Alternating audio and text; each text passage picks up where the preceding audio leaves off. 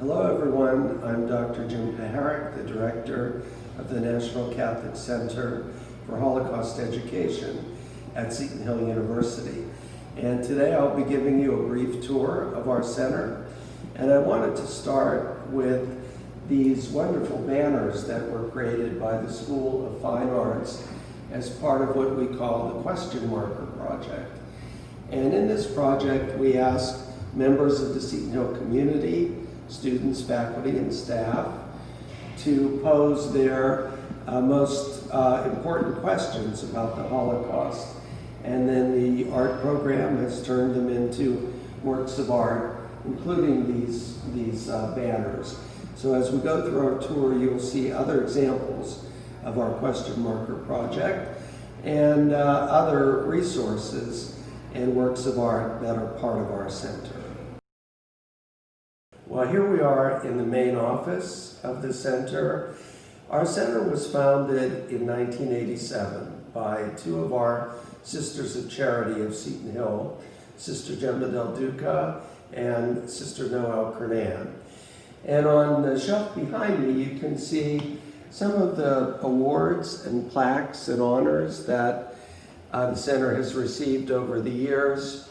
There's a photograph of Sister Gemma with Elie Wiesel, and we're very grateful for the recognition that our center has received for its work in Holocaust education and promoting understanding between Christians and Jews.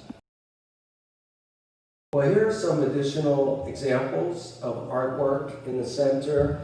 This piece, this dresser, was created almost 20 years ago by a student named Erica Mudge, now Erica Mudge Jordan, who's an art teacher in a nearby high school. And the piece is a tribute to a young woman, a real person who died during the Holocaust. Sarah Starkman is her name. And so the piece shows a dresser of the kind that a young woman might have had in her room, but it's been altered to be a kind of symbol of the suffering that Sarah experienced. She was sent to Auschwitz and died there at the age of 19. So the broken glass for Kristallnacht, the matches to indicate the fire, and of course the stack for the smokestack. And the piece is interactive. You can open the drawers and see what's inside of them. There are ashes, there are bones, and it's a very moving piece. And we've kept it in the center all these years because we think it's such a wonderful work of art. And then on the wall you see some prints, a series of prints created by another art student that also is a way of commemorating the victims of the Holocaust. Well, here we are with another example of an art project that students created. And this one too is part of the Question Marker Project. And the year that the students worked on this project, the question was, what is the role of good people in difficult times? And the students in a sculpture class decided to repurpose these typewriters to each, in a way, ask that question. The idea is that these are the kinds of machines that someone who was typing, living during the Holocaust, would have been using. And so, in one way or another, every typewriter raises that question. I love this one. The keys actually spell out the words. What is the role of good people in difficult times? On this typewriter, there's a plate that also has engraved that question. On this one, it's the stand where the question is printed.